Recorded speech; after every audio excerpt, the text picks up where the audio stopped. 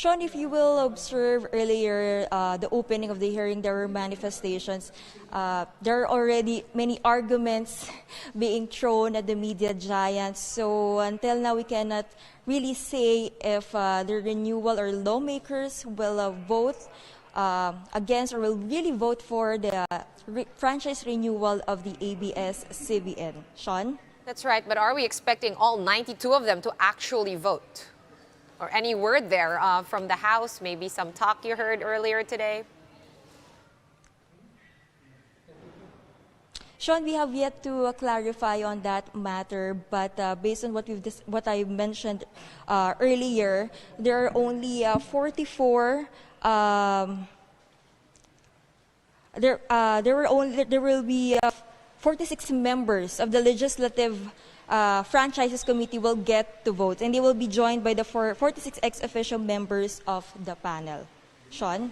All right, I guess the saga will have to wait until tomorrow for the continuation. Thanks, Camille Samonte, joining us live from Batasang Pambansa this evening.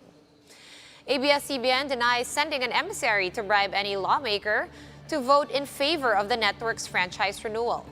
In a statement, the embattled media network also said that they have answered all issues raised against them in the last 12 hearings. ACT-CIS party list representative Eric Yap earlier claimed that he was offered 200 million pesos by a supposed ABS-CBN representative. The lawmaker, however, did not disclose the identity of the supposed emissary because he was unsure whether or not this emissary really was from the media giant. Yap is among those lawmakers expected to decide on ABS-CBN's franchise. And as for some 11,000 affected ABS-CBN employees, Senator Bato de la Rosa says they might have to start looking for other jobs. While de la Rosa does not want media workers to be displaced, the neophyte senator says rules must be followed. He also urged lawmakers to decide according to their conscience. Hanap ng ibang trabaho para mabuhay, sumikap.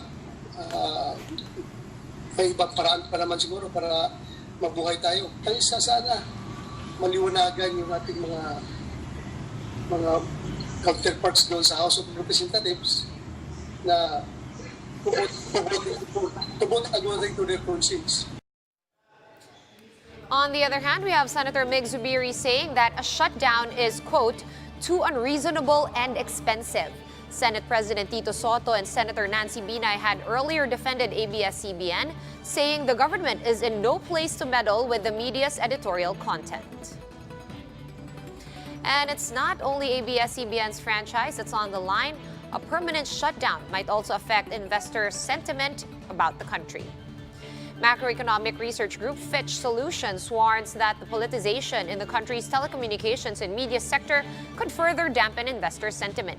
The group has slashed its risk score for the telecoms industry down to 46.1 out of 100. Fitch says government influence in regulatory activity is a key impediment in foreign investment. In an interview with Business World Live, Security Bank Chief Economist Dan Rosas agreed that keeping it professional is the way to go. If we stick to the structural issues rather than the political one, no? And as I said, perceptions everything, especially in attracting foreign investments. And the decision on the franchise of the embattled network ABS-CBN has yet to be released, but employees of ABS say that it's business as usual despite all the uncertainty.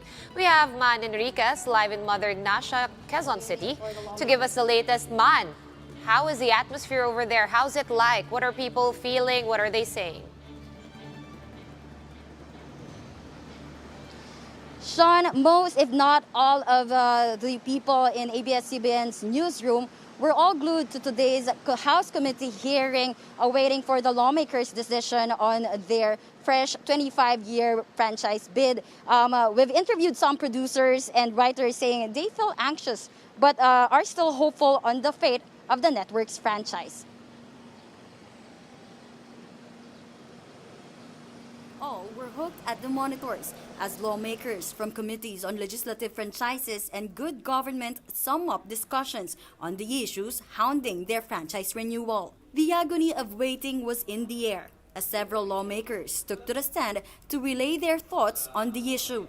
Supervising producer for ABS-CBN Newscast, Mariel Gaceta Catbagan, who has been with ABS-CBN for 23 years now, said they are hoping and praying for the best. She added that this past few days, people in their newsroom have become closer, more introspective, more spiritual, and more open towards each other's feelings.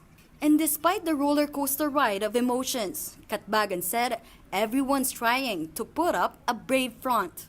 Of course, alam mo naman yung mga agam-agam that everybody is feeling right now. We're in a state of suspended animation, so to speak. So, hindi mo alam kung ano mangyayari. So, maraming hindi nakakatulog. Marami ang balisa. But you know, there's a job to do. Earlier today, hundreds of cars and motorcycles adorned with ribbons and balloons in red, blue, and green, the colors of the network, participated in a caravan going to the House of Representatives at the Batasan complex. They blew their horns, appealing to lawmakers to give their franchise another chance. Hindi na laban ito ng kumpanya, kundi laban na ng mga empleyado eh. Alam namin ang kumpanya magsusurvive. Pero kami mga empleyado na umaasa doon sa kumpanya si ABS-CBN, doon po kami doon kami umaasa. Ito yung bread and butter namin sa buhay namin. So sana man lang pakinggan tong aming pakiusap. Lawmakers from the Makabayan Bloc, as well as the National Union of Journalists of the Philippines, joined ABS-CBN employees in their call for a franchise renewal bid.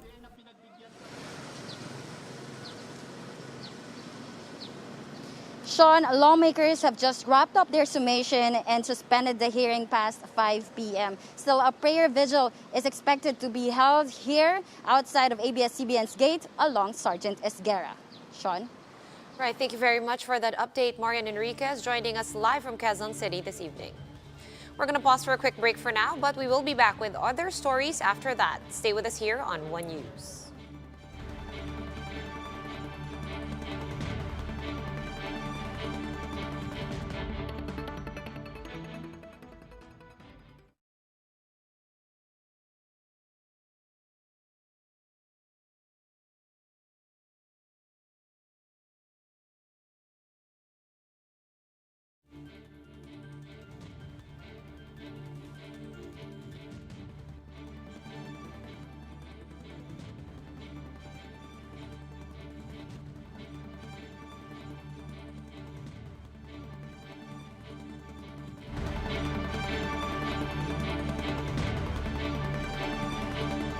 This is One News Now, and I'm Sean Yao. COVID-19 cases in the country breached the 51,000 mark with nearly 1,400 new infections today. Over 1,100 of those are fresh, while more than 200 were reported late. The country on Wednesday reported its highest single-day rise in cases with over 2,500 cases. Now, time for a bit of good news. No fatalities were added. The country's death toll is still at over 1,300. Meanwhile, more than 200 patients recovered in the past 24 hours, and more than 12,800 have already gotten better from the disease. In today's Laging Handa briefing, presidential spokesperson Harry Roque maintains that the continuous rise in cases is due to intensified testing. And despite having been implemented for over 1 week, the EDSA busway project still confuses a lot of commuters. But the MMDA assures the public that concerns are being addressed. Greg Gregorio with the full report. Far Romato just finished her night duty at a call center in Pasig City.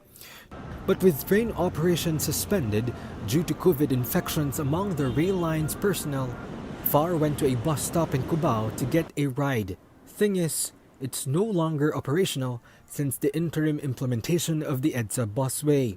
Much better na may mga karatula so that yung mga bumibiyahe is alam din nila na wala talagang masakyan dito.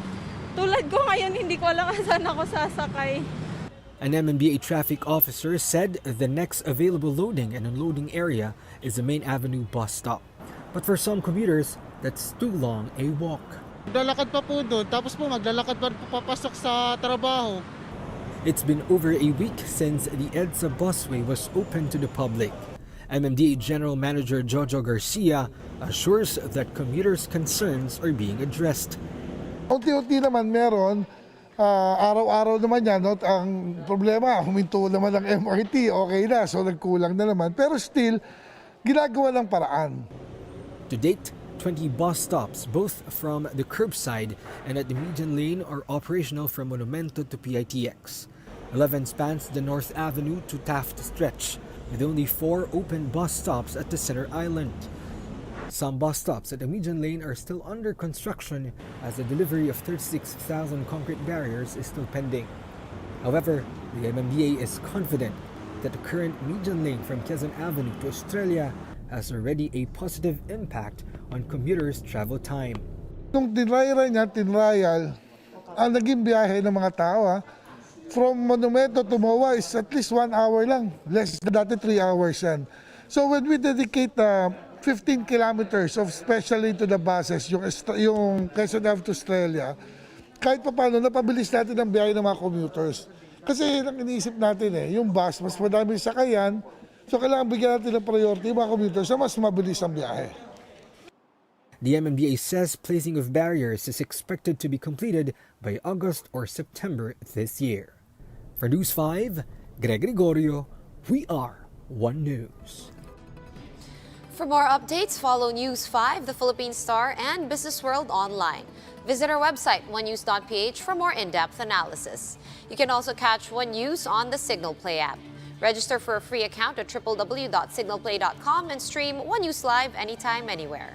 We now throw you back to I'm Sean Yao, and we are One News.